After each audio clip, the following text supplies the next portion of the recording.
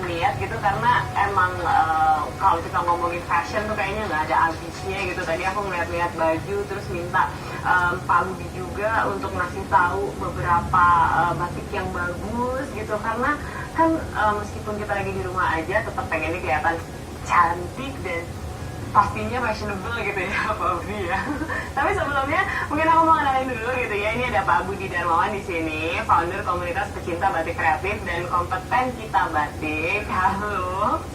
Selamat siang. Nah ini dari tadi aku ngobrol sama Pak Budi gitu, tapi hari ini senang banget karena Vokasi Kini akan ngobrol juga mengenai fashion ini bersama dengan Mbak Fitria Nur Aisyah, dan nanti kita akan ngomongin juga mengenai furniture bersama dengan Pak Among, guru SMK Tika Semarang. Nah makanya kita akan masuk nih ke dunia fashion terlebih dahulu karena penasaran banget, pasti banyak banget gitu generasi muda yang pengen tahu mengenai dunia fashion, dan salah satunya mungkin kita pengen tahu dari Mbak Fitria yang sudah membawa karya-karyanya waktu itu ke negeri Eropa. Mbak Fitria boleh dijelasin dong, kita pengen tahu nih sampai bisa datang ke Eropa membawa karya, itu ceritanya gimana Mbak Fitria?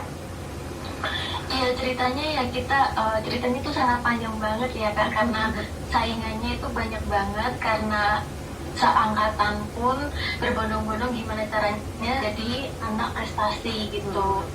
Ada seleksinya. Oke, dan itu waktu itu masih duduk di SMK ya Mbak Fitria ya? Yang masih kelas 3 SMK. Oh, oke, dan waktu itu bawa karyanya di sana, ke sana terus antusiasmenya di Paris tuh orang-orang tuh seperti apa? Ya, banyak orang-orang yang nggak menyangka kok ini yang membawa anak SMK, dan pada bangga gitu, pada tertarik gitulah. Oke, tertarik ya karena anak muda yang membawa. Nah, mungkin aku pengen tahu dari Pak Budi kalau kita bicara mengenai dunia fashion itu kan pasti luas banget gitu ya. Tapi kan Pak Budi di sini memang benar-benar paham betul mengenai batik. Nah, kalau kita bicara mengenai generasi muda, seberapa tinggi sih minat mereka untuk mempelajari mengenai batik? Oke, saya biasanya nyapa mereka tuh sahabatik ya. Sahabatik. Oke. Jadi harus biasa bahasa di bahasa milenial juga kan. Oh gitu. Kalau kita bicara batik kan awalnya dari Oktober 2009 pada saat UNESCO itu menetapkan batik sebagai warisan budaya tak benda asli Indonesia. Nah karena warisan tak benda asli Indonesia itu yang dilakukan adalah apa? Mensosialisasikan proses pembuatan batiknya. Nah kami di Kita Batik ini mensosialisasikan itu kepada generasi milenial. Kita punya program namanya generasi milenial melek batik. Kita ajarkan batik dengan cara prosesnya yang benar. Ada dari membuat pola, merekatkan malam dengan canting tulis dan canting cap. Pewarnaan bisa dengan warna alam dan warna sintetis, dengan bisa dicelup atau dicoret. Dan ada fiksasi dan terakhir dilorot. Nah, proses itu kita ajarkan kepada generasi muda. Jadi kita punya program yang namanya lengkap. Apa itu? Batik ke kafe. Ke kafe? Ke kampus. Ke kampus? Ke komunitas. Ke komunitas? Ke kampung-kampung. Ke kampung-kampung? Ke kawinan. Ke kantoran. Ke kantoran. Jadi batik itu tidak harus depro, tidak harus kayak zaman dulu. Kita di meja kafe sambil ngopi bisa membatik. Bahwa kita kalau di kafe itu biasanya lomba laptop sama kompor. Hah? Ngapain Pak? Jadi anak muda batik. Kirain mau masak makanan sendiri.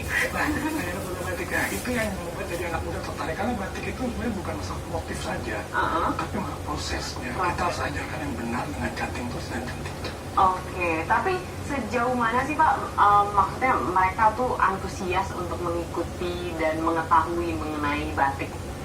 Bahasanya yang saya bilang tadi, bahwa sebetulnya kalau kita sudah kasih tahu bahwa batik itu adalah proses dengan canting tulis dan canting cap, kita ajarkan mereka untuk membuat motif kekinian. Jadi kalau orang bilang batik kuno, saya bilang batik kuno kekinian. Kuno kekinian, ya. Gimana tuh? Nah, motifnya boleh dong motif sekarang. Anak-anak sekarang punya senang apa, ini bukan motif. Saya ajarkan filosofis motifnya. Saya ajarkan bahwa batik itu harus bercerita. Ada cerita di balik suatu motif. Nah, setelah mereka sudah bikin motif, dicanting, itu dicanting tulis lagi. Dicanting tulis. Nah, dicanting tulis diwarnain, langsung bisa dipakai buat mereka sendiri. Oke, itu bangga ya. Jadi, aku pakai batik ada bukan gue sendiri nih. ada cerita gitu ya Pak di belakangnya ya, nggak cuma beli di toko, habis Ya. itu kita pakai gitu Ya, aja betul. ya. Oke Kan oke. kadang-kadang kita mau nembak gitu, biasanya pakai coklat ya kita pakai batik kan nembaknya. Oh, Bukan sendiri. oke.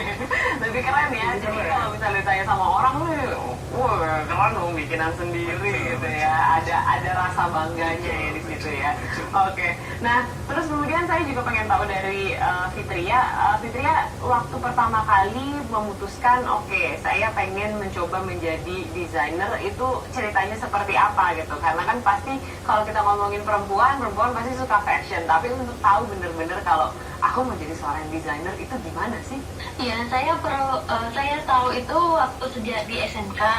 Kalau saya sadar pun itu karena waktu SD pun saya juga kayak lebih ke fashion juga. Tapi saya baru sadar di SMK dan saya mau memutuskan memperdalam fashion aku sampai sekarang. Oke, di SMK tuh berarti yang diajarkan apa aja? Boleh diceritain nggak Fitria? Di SMK kita diajarkan dari kita mendesain, membuat pola, produksi, dan penjualan. Dan penjualan, oke. Nah, sejauh itu hal apa sih yang kamu rasa perlu ditingkatkan gitu setelah kamu lulus untuk benar-benar menjadi seorang desainer yang mungkin dicari gitu di begitu banyaknya desainer di dunia fashion Indonesia? Ya, menurut saya ya harus mendalami semua dari awal kita mendesain, kita mau membuat apa, kita produksi, sampai pun target marketing kita buat siapa gitu. Oke, berarti artinya strateginya sudah harus dibuat gitu ya Iya. dari sebelum kita membuat sebuah karya. Oke, selanjutnya saya ingin tahu dari Pak Among nih, Pak Among karena Bapak pengajar di jurusan Teknik Furniture, sebenarnya saya penasaran apakah kurikulumnya yang sudah di-set sedemikian rupa ini setelah lulus udah bisa siap langsung kerja, Pak? Baik, Mbak Sanas, terima kasih untuk pertanyaan soal kurikulum. Tadi disampaikan oleh Mbak Sanas, apakah kurikulum yang telah disetting sedemikian rupa itu menjamin para lulusannya siap bekerja? Sedemikian rupa artinya disesuaikan dengan kebutuhan industri furniture. Apa sih yang dibutuhkan oleh industri furniture? Jadi tenaga kerja macam apa kompetensinya? Itu yang kami terjemahkan menjadi satu kurikulum di teknik furniture di SMK 3 Semarang. Maka kurikulum SMK 3 itu 40%-nya teori, 60%-nya praktek. Dan disitulah sebetulnya inti dari sekolah vokasi. Jangan terlalu banyak teori, karena menekankan pada keterampilan. Nah, oke. Nah, kalau gitu saya kembali lagi ke Pak Budi. Pak Budi, saya penasaran juga apakah generasi muda kita nih, tadi kalau dibilang berminat, mereka berminat gitu. Tapi mereka aware nggak sih Pak sama cerita di belakang batik sebenarnya? Nah, kalau kita tadi bicara ada komunitas pencinta batik kreatif dan kompeten, kita ajak anak muda berkreatif. Nah, kita tahukan juga sekarang batik itu sebenarnya profesi. Kita ajarkan bagaimana membangun bisnis batik secara milenial, kayak gitu-gitu. Nah, di kreatifnya, di kompetennya apa? Karena saya juga sebagai asesor batik di lembaga sertifikasi profesi batik itu menguji pembatik-pembatik yang menginginkan sertifikasi profesi. Sertifikasi profesi. Nah, itu yang kita ajarkan kepada anak muda bahwa setelah dia tahu proses pembuatan batiknya, sejak mereka berkarya, saya ajarkan bagaimana membangun bisnis batiknya, dan juga saya ajarkan ini loh, kita punya sertifikat yang bisa dibanggakan sebagai pengakuan diri bahwa negara mengakui kalian sebagai profesi batik. Dari batik tulisnya atau batik apa ini, batik cabang ada berapa yang profesi di batik. Itu yang saya ajarkan kepada mereka supaya mereka tertarik untuk masuk ke dunia profesi batik. Oh, oke. Profesi sebagai pembatik itu Batik. ya. Oke, dan nanti kita juga akan ngomongin gitu betapa diperlukan sebenarnya sertifikasi ini dan kemudian bisa membuka peluang kerja di industri fashion Indonesia ya. Selanjutnya kita juga akan membahas mengenai dunia furniture Indonesia dan kira-kira masa depannya seperti apa.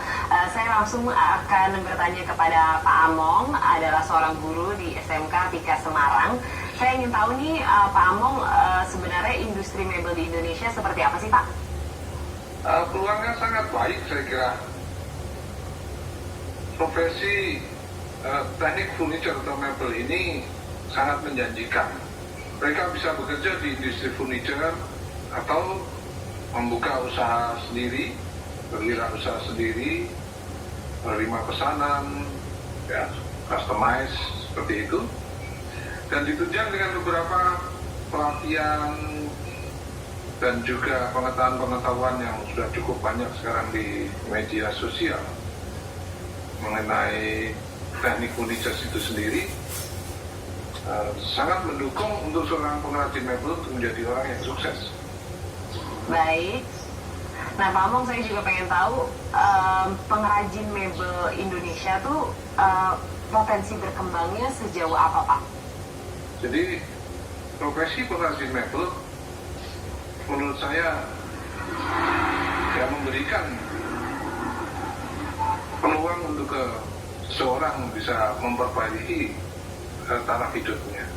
Dengan catatan mereka harus tetap belajar, mengembangkan diri, mengikuti mungkin pelatihan-pelatihan, menambah pengetahuan-pengetahuan, karena dunia furniture sendiri itu juga terus berkembang ya. Misalnya soal teknik, konstruksi, soal desain, soal finishing, soal bahan dan sebagainya, itu harus terus diikuti. Maka seorang pengrajin mebel yang mau belajar dan ditunjang dengan sekarang era digitalisasi yang katakan bisa mendukung untuk mempromosikan produk-produk yang dibuat dengan cara virtual, itu memberikan peluang pada profesi pengrajin mebel ini untuk menjadi salah satu pilihan hidup ya, yang sukses, bisa sukses. Baik, itu tadi jawaban dari Pak Among.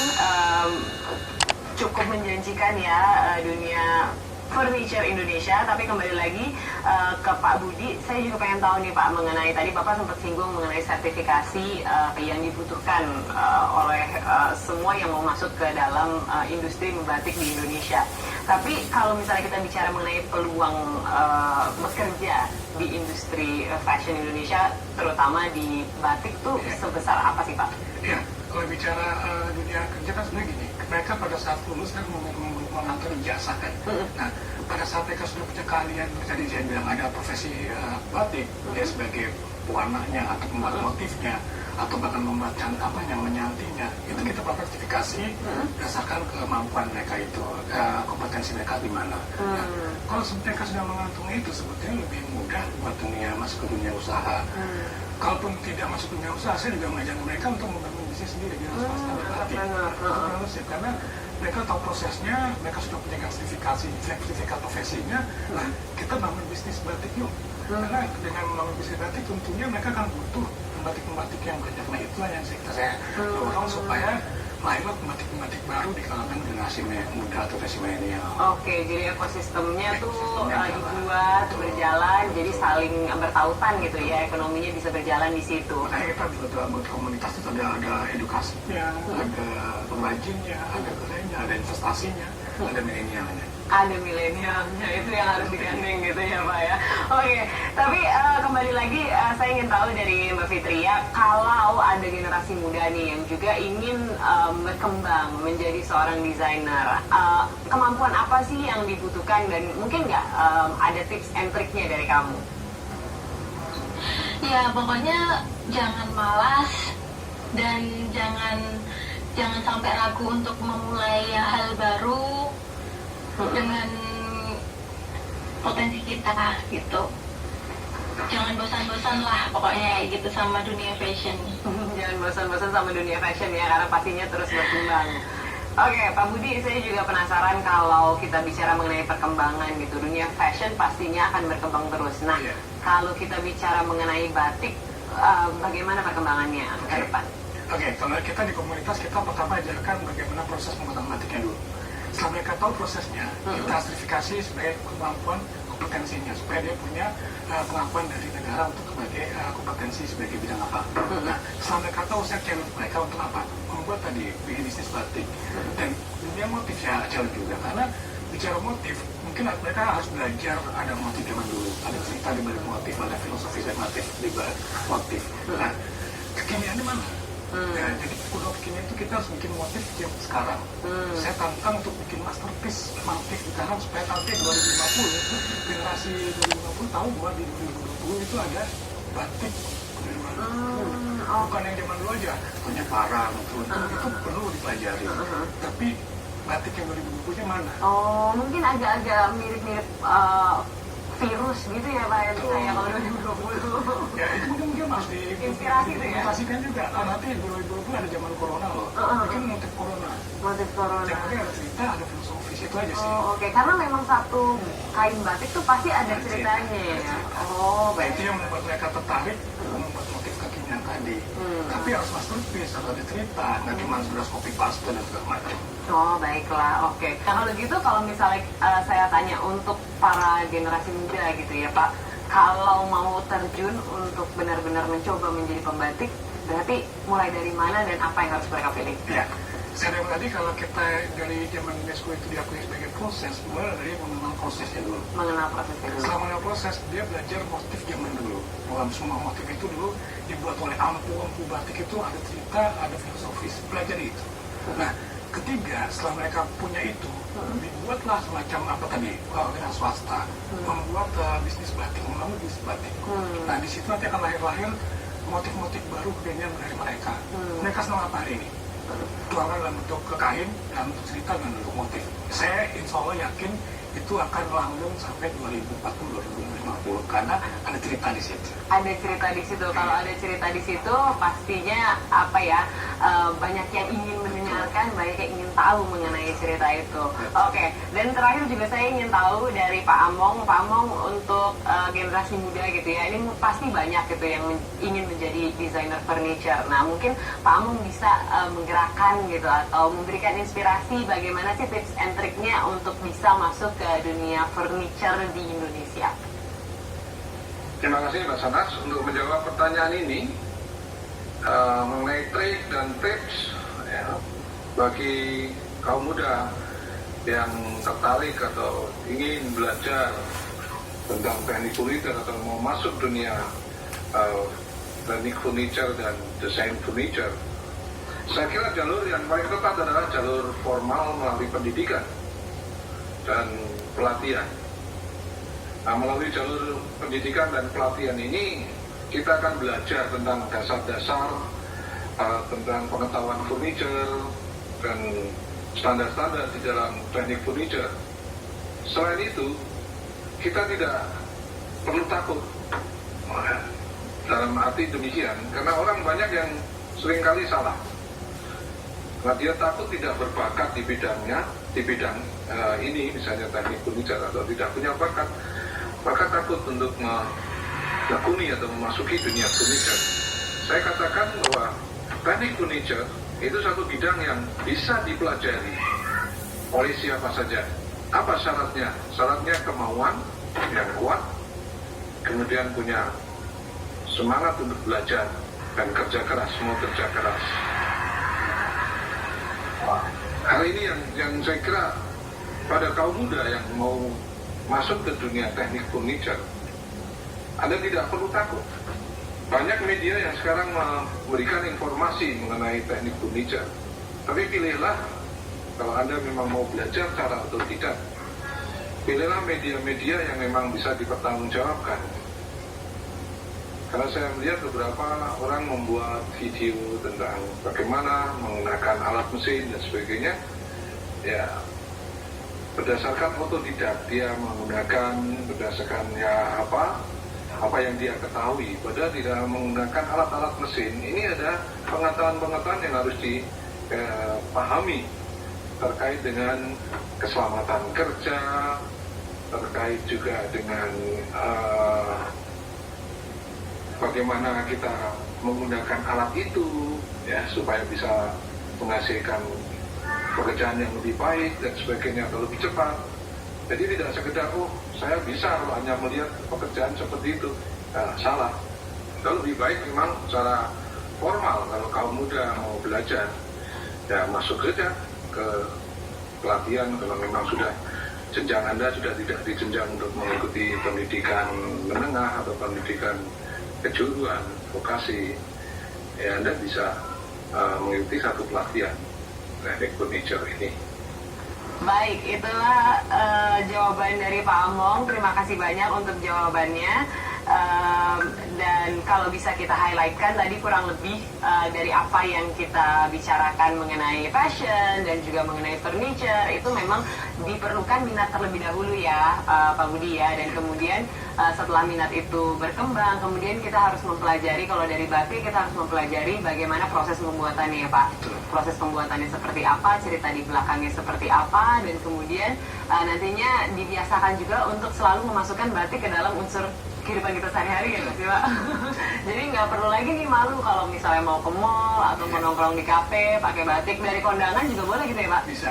Bisa ya? Yang penting pelajari motifnya. Kadang-kadang orang suka salah pakai motif loh. Oh gitu? Iya. Emang ada ciri khasnya ya Pak ya? Kadang-kadang saya suka agak sedih ya dipakai kondangan, tapi itu sebenarnya motifnya bukan buat kondangan. Oh gitu. Tunggu, kalau buat kondangan yang mana Pak? Ya, yang biasa yang sido itu pasti buat undangan sido motif, apa gitu. Itu masih bisa. Karena jangan hati-hati nih kalau bicara filosofis motif ini ada motif yang untuk jenazah. Oh gitu. Oke. Jangan sampai pakai buat kondangan. Iya, jadi dihindarin. Pokoknya kalau kita mau pakai kita harus tahu itu untuk apa ya Pak ya. Baiklah. Nah itu dia buat kalian nih yang masih bingung-bingung gitu. Mungkin bisa memilih dunia fashion, dunia batik Indonesia, dan juga dunia furniture Indonesia untuk mungkin dijadikan pilihan dari pendidikan vokasi kalian. Untuk apa? Untuk lebih memajukan Indonesia lagi pastinya gitu. Karena ini juga bisa menjadi ladang untuk berkarya, ladang untuk bekerja pastinya nantinya. Nah, pokoknya semoga apa yang kita omongin hari ini bisa diambil hikmahnya dan harus siap untuk masa depan yang lebih cerah karena Vokasi Kuat menguatkan Indonesia. Sampai jumpa di Vokasi Kini selanjutnya. Bye-bye. Halo Indonesia, apa kabar? Semoga selalu sehat dan tetap cerdas di tengah perjuangan melawan Corona. Kegiatan pembelajaran dari rumah merupakan bentuk solidaritas dan gotong royong dalam melawan Corona. Untuk menunjang hal tersebut, Kemendikbud memberlakukan Permendikbud baru terkait program BOS. Berikut 3 poin penting yang diatur di dalamnya. Pertama, pembiayaan honor bagi guru non-ASN diatur lebih fleksibel. Selama masa penetapan kasus kedaruratan kesehatan masyarakat COVID-19 yang ditetapkan pemerintah pusat, guru non-ASN berhak menerima dana BOS apabila memenuhi syarat-syarat ini. Kedua, aturan mengenai pembayaran honor maksimal 50% kepada guru non-ASN tidak berlaku selama masa penetapan kasus kedaruratan kesehatan masyarakat COVID-19 yang ditetapkan pemerintah pusat. Dan yang ketiga, pengalokasian dana BOS selama kegiatan pembelajaran di rumah juga dapat digunakan untuk membeli pulsa, paket data, dan atau layanan pendidikan daring berbayar, serta penunjang kebersihan bagi guru dan murid. BOS membantu operasional sekolah yang fleksibel dan bertanggung jawab.